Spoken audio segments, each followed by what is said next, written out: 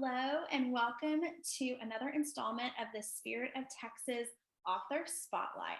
I'm Lauren Scott. I'm the chair of the Spirit of Texas Reading List Committee, and our moderator for today's interview is one of our committee members, Leslie Nicholson. Leslie is the library media specialist at Riverwood Middle School and a district library facilitator in Humble, Texas. She has 23 years of experience in education, including 14 years as a librarian for elementary and secondary schools. Leslie is passionate about digital literacy and citizenship, introducing relevant, diverse literature to readers, and telling the story of the library. She is serving her third year on the Spirit of Texas Spot Reading List Committee. Thank you. I appreciate it. And I am so excited today because I get to talk to Lisa Fipps. She is the award-winning author of Starfish, one of my favorite books that I've gotten to read, and an award-winning journalist, former journalist, and an award-winning library marketing director. I did see that. That was really, really cool. You'll have to tell us about it. Starfish is her debut novel. She's working on several books. Currently, she's living in Indiana, and she loves dogs, especially pugs, watching TV shows with subtitles, art, and if you check out her About Me page on her authorlisafipps.com site, you can listen to the songs that she was humming along to while writing Starfish. Welcome, Lisa Fipps. Hi, thanks for having me. Oh, that's the John Shue way, right? Hi, A round of applause, yeah. So excited to have you. So without any further ado, let's dig in, let's get ready. Let's just start asking these questions. So tell me, just tell me a little bit about being a journalist. Where did you work? I'm interested in that. Tell me about it. Well, I worked in a lot of places. I was a journalist here in Indiana, and then I was one also in Texas. I lived in Irving and worked in Dallas. And then I also did freelance work. So I did that for all kinds of companies across the country. And so it was just a variety of things. So I was a writer, editor, and managing editor over several years. So did you go to college what was your degree? Journalism. In journalism? Okay. Yep. So Ball State University. Chirp, chirp. were you thinking all along, okay, have you always had this book in mind? Like, I want to write books. This is what I want to do. Right. Great that I've got this journalism degree because now it's going to help me do that. Tell me about that. Yeah. So when I was little, I used to sit under the Rose of Sharon tree in my backyard, and I would write, draw, read, and listen to music. So I have been an arts girl from the beginning. And I thought what I really wanted to do was to illustrate and write children's books. And so I really focused on my art. I was in like all the advanced art classes, and I took private art lessons and all that. But I wrote all the time too, but my creative writing, I kept all to myself. And so then I was a sophomore in high school and I didn't like my art teacher. We clashed in a big way. And I grew up in a rural area, as in behind my backyard was a cornfield, and behind that was a cornfield, and behind that was a cornfield. You know what I mean? That kind of place in Indiana. Think Stranger Things, right? There's a reason it's set in Indiana. But anyway, so and so we only had one art teacher. So if you didn't jive, you didn't it wasn't going to work. So I was talking to my friends about it, and they were like, oh, take this creative writing class with us. And so I took this creative writing class, and the first assignment was to write a poem. And the teacher was trying to get us all published. So she entered all of our poems into this contest at Indiana University, and mine won something. I don't know what it was. And so my guidance counselor called me in, and you always kind of get like a little spooked when that happens, right? But and she was like, Lisa, we've always known that you're really good at art, but we think you're even better at writing. And so we're trying to encourage you to consider a track in writing. And we think, and would you like that? And I'm like, yeah, I actually want to illustrate and write books. And she was just like, oh, but you can't do that. Not now. You're like 17 going on 18. You can't do that. And that's the worst career advice I've ever been given, by the way. And I want to encourage any student, whoever watches this, to know if you are 17 and you want to try to open your own store or have your own Etsy shop or whatever you want to do it. Do not let your age keep you from doing what you want to do. And so, because I really, if looking back, I wish I would have just started writing books then, right? And gone into that then. But they said, go into journalism because lots of really famous authors have been journalists first. I mean, Mark Twain,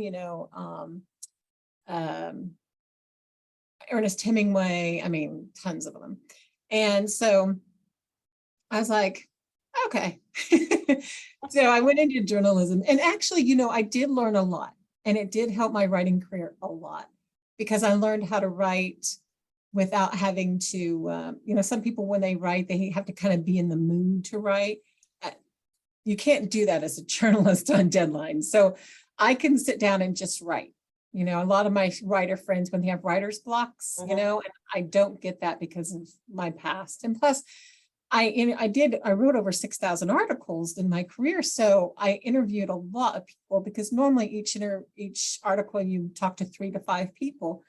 And so, I mean, I got a lot of character ideas and a lot of, mannerism ideas and I really developed an ear for dialogue.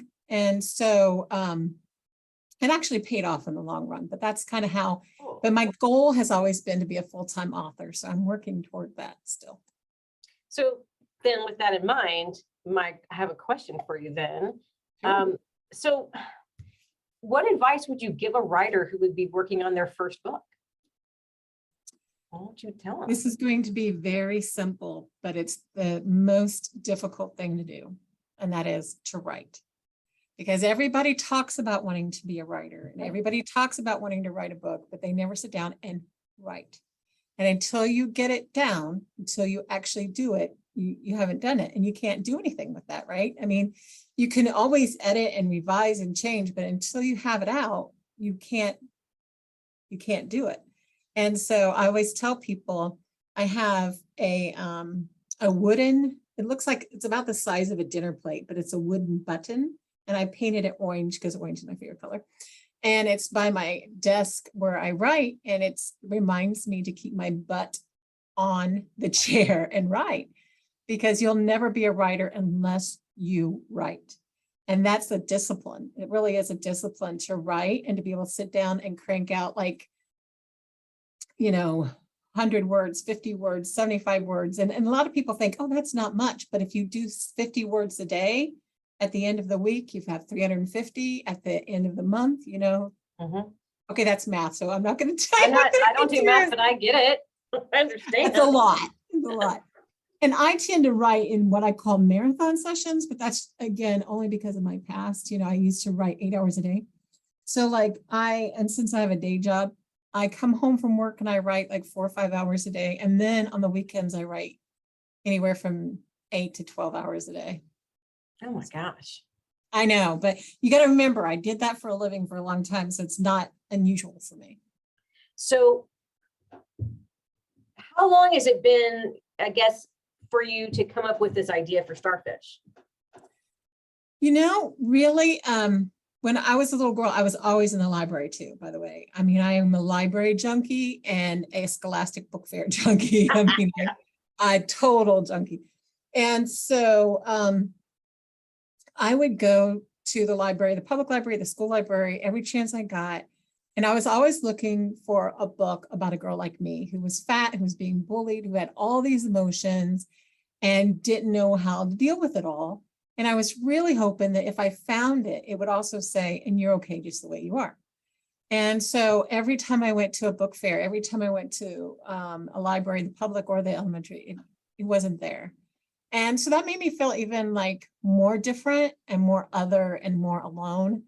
And so when I decided, okay, it's time to get going on writing my books, I thought, well, what is your first book, right? Because you really want your first book to really be special.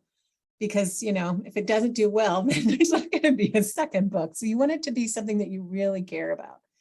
And I thought, okay, what do I care about? And I thought about that book I needed when I was a kid. And I looked around and it still didn't exist because I really thought it did. I figured someone had written something like Starfish before. And when I found out it wasn't out there, I was like, well, there it is. That's the book I have to write. So I was sitting there thinking, okay, how do I approach this?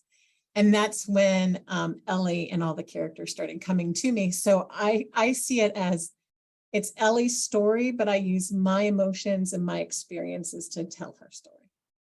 How do you, I've always wondered, most librarians, most people, we think we're going to be authors, or we look, because we love books so much. I've always thought, okay, look, I do exactly what you thought, right? I think about writing books, but I don't sit down and write them. But I wonder about the names. Like, how do you finally decide this is your character name? These are the people, these are the names I'm going to name these people. That is the hardest part for me. I know my author friend, I have some author friends, and that is like their like forte. For me, it's always like pounding my head against the wall, thinking, what am I going to name these people? But it's getting better, right? Like I'm writing some other books right now, and it's much easier because I don't know why. I think it's just experience, but I really want the characters to have some kind of reason for their name. I don't just randomly pick names. So when Eliana's name came to me first, and I think really one of my tricks is I do two things really. Well, two main things. One is I look at baby books, like baby name books, and I'm looking for the meanings, right? I'm looking for the meanings. And, Eliana is part Jewish. And so I wanted something Hebrew. And so Eliana is Hebrew for God has answered. And I thought, okay, this to me is sort of, she is like internally crying out about what's going on. And, whether you see it as God or the universe or whatever, it feels like those cries got heard. And so that was really important for me. And then Anais came to me because I love French. I'm part French. So it's one of I love that name. And then Liam came because the other thing that I do is I go through the Social Security. Social Security has like an index of the most popular names by year. And so like you'll see the top, you can sort it by the top 10, top 100, top 500, whatever. And by sex, they only have 2 genders currently. But it's like, I was like, oh, Liam, yep, that makes sense. And it seemed to fit his personality too. And then I also name people after people I care about. So like Mrs. Poshan, the librarian, was actually the name of my real elementary school librarian. That's so cool. Yeah. And then the dad was named after a really amazing guy. He was sort of a counselor to me, and he was from the Panhandle, Phil Montgomery. So that's how she got her last name. So it's a combination of things, but sometimes it comes by personality. Like there was this, and sometimes the name just comes when the character starts coming to me. They come with their name. I'm liking that a lot better. Because that's the hardest part for me, really. Well, I think about right now in where we are, there's so many movies and TV shows being made out of amazing books. Like I was watching, I know that I think there was the Summer I Turned Pretty came out this summer, and then the Paper Girls came out, which was a graphic novel. And I'm just thinking, so what if they made Starfish into a book? Who would you see possibly would you cast as your characters? Who would be your Liam maybe? Who would be Ellie? Who might be Catalina? Any thoughts on that? Boy, vey. I know. The only problem with the child characters like Liam and Ellie is because like by the time they made it, the kids that I might know of from current Hollywood would be aged out, right? But definitely the dad has to have gray hair. Like just like a head full of gray hair because Phil Montgomery did. You know, he got gray hair like age 30. You know what I mean? He was one of those that got totally white. It was like a really white hair. And so I don't know, you think like, I don't know. I mean, but you know, at the same time, I could see like Matthew McConaughey being the dad. Mhm. You know, even without the gray hair, I could picture it because of his Texas twang. Yeah. It would definitely have to be someone who could do a Texas twang because I can't, and I love a Texas twang, but I can't He imitate does it have the at all. Texas twang. He's Oh got it yeah, down. oh yeah, I love it. That's one of the things I loved when I lived in Texas was hearing people with their Texas twang. Did you ever think of like, do you have a mental image when you're thinking of your character and you're putting them in the book? Do you have like, do you think of a person? Do you think of a movie star when you're writing these? Or like obviously real people in your life? Right. Now I actually see them like, okay, so how characters come to me is a little different. And so if you think of like a Marvel movie, this is how I explain it to kids. If you think of like a Marvel movie trailer and where you get like this video clip snippet, and you'll either get like a character study where you know that Thor is like an awesome guy, or you learn that like Thanos is like bad news, or you get like a scene where you see the humor like between Hulk and Loki, you know, or you see an action shot of Iron Man doing something. Okay. So that's what I get in my head. I get like these video clips of like Ellie swimming in the pool with Catalina, or sitting in her room and, you know, kind of while she's like writing and doodling and Catalina strumming her guitar. I see them.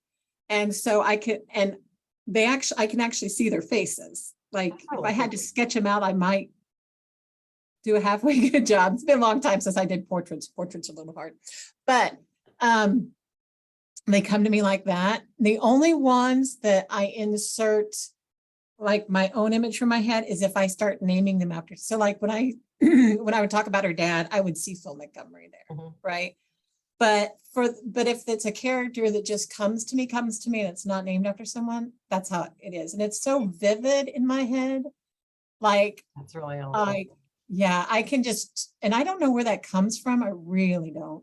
But I really, I was kind of afraid to explain that process to people. We go like, that's a little loopy, right? That's a little bananas. And then I was telling my editor, Nancy Polson, who's a genius, by the way. I always tell people that. But because she really is. But she was telling me that Linda Mullally Hunt from Fish in a Tree does it the same way. She gets those video clips too. So I'm finding more authors do that. So it might be just an author thing. I don't know. I will tell you, I think there's on TikTok, you can find people that they take a book and they'll go pull out images and videos of other people that they think would be, you know, image of those characters. So it's I think it is kind of a thing now that you say that. So people coming up with those things in their mind. All right. So tell us, what are you working on next? Well, book 2, I'm editing now the revisions for that. So you are doing a second book. I did get that question from a kid. Yeah. They wanted to know, is there a Starfish 2? Yeah, I have a book 2 coming out with Nancy. I can't remember the dates. I'm so bad with numbers, you guys. Like, I don't know if it's because I'm a writer, but numbers like do not stick in my head at all. But we're doing revisions right now. But the central themes for it are poverty and children who raise themselves, which as teachers and librarians, you see that a lot. Yeah. And a lot of kids are in that position. I understand that completely. Well, let me go ahead and ask you some of the questions that came from the readers. Okay. So, of course, they want to know what the inspiration behind Starfish is. That was one of the ones that kids came up with. So tell me. Yeah, that's what happened to me, really. And so all the poems in here, like the chair incident and the restaurant incident, all of those things happened to me. And I changed little tiny details just to make it fit Ellie's life, but they all happened to me. The only one that didn't quite happen to me the way it's in the book is the cake scene, because everybody wants to know if that's true.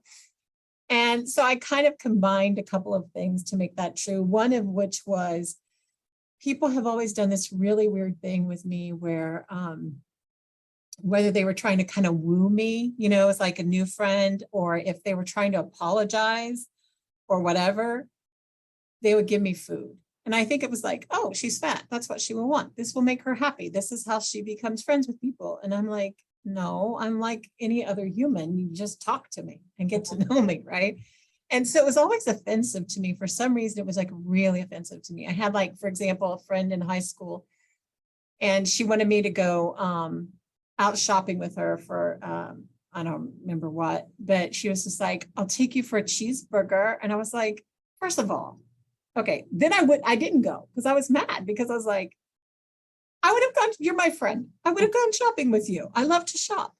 Don't do that. That's like offensive, right? Mhm. So I added that, I took that concept, and then the fact that this is a little weird, but it's true. And I'm very honest whenever I do school visits, so this is the truth. And the part about kidnapping Gigi was based on the fact that I had a boyfriend, one of my in Texas, and you know we argued, which you know happened, and he threatened to kidnap my dog. Of course, I broke up with him, right? But just the thought of losing Gigi was like terrifying to me. And the fact that he would even think that was terrifying to me, quite frankly. I was like, who are you? I know. But anyway, so I kind of combined those two. And by the way, this is the real Gigi. I know, isn't she awesome? She was the best peg ever. I adopted her when I lived in Texas. She was a rescue. And I had her for almost 14 years before she passed away. But she was the best dog. And I lived like about 3 miles from DFW airport. Mhm. And so whenever I would take her out for a walk, she never, ever chased a car, but she chased every plane in the sky. Because they were so low, you know, I mean, she really noticed it. And she would look up and she'd start barking and running, you know. And I'm like, baby, you're embarrassing yourself, because, you know, they're going, what, 300 miles an hour? And one time it was so super foggy. I think that the only reason planes were landing was because they were kind of stuck in the air and had to come in, because it's like this fog just kind of swept in. And they went extra, extra low to where like I could see the colors of the sweaters that people were wearing. Oh my God. And they looked down at her and they just started laughing. I'm like, baby, you're laughing at you, honey, you know? But yeah, it was this. She was the funnest dog ever. Man. Great. I can't, you know, that when you find dogs like that and that they were rescues. Yeah. Yeah. She was a rescue. She was so sweet. Well, let's see. Another one that I have from our readers was, would you ever write a story just with Catalina on her and her family? You know, people ask me that a lot, and I say no. And the reason why is I truly believe in own voices, right? And I would not have wanted anyone to try to write Starfish who wasn't fat and who had never been fat, because how can you write the fat experience if you've never been fat and be authentic? Understandable. And although my grandmother was an immigrant, I am not an immigrant. And so I feel like, you know, that there are so many talented authors who have had that life experience that really should be theirs. However, the one that people kind of seem like I should maybe write about is Viv, because Viv is very similar to Ellie, right? In that she's fat and stuff, but she had the opposite because she had such a supportive family. So I don't know. Yeah. People keep asking me to write a sequel, and I'm like, what would I write it about? So I'm thinking. Okay, wait. So there's not a Starfish too? No. Okay, I'm sorry. I apologize. I No, think my second book is a total different. Got it. Okay. Mhm. Okay. Yes, I did have the question if you were writing another if you were writing. But if you think about it, it's kind of like what might have been similar to Enemy Number 3 story, because he was poor. Mhm. So I could see this as sort of along that line, but I don't have enemy 3 in mind when I write it. Well, Yeah. I really have appreciated you taking the time and telling us about, I was trying to make sure that what we talked about wasn't things that you could just go and find on the internet when they Google your book. I wanted to get into a little bit of different things. So I appreciate you going with this. I Sure. love your stories. Thank you. Yeah, I completely get why you are, an amazing storyteller. You're captivating. So thank you. And Lauren, do you want to wrap us up? I would love to. Okay. Thank you, Leslie. So thank you for joining us today for today's Spirit of Texas Author Spotlight with Lisa Fipps and our wonderful interviewer, Miss Leslie Nicholson, who Thank is you. part of our Spirit of Texas committee. Be sure to check out our Spirit of Texas Spot website for book club activities, read-alikes, and more for Starfish and all of our 2022 Spirit of Texas books.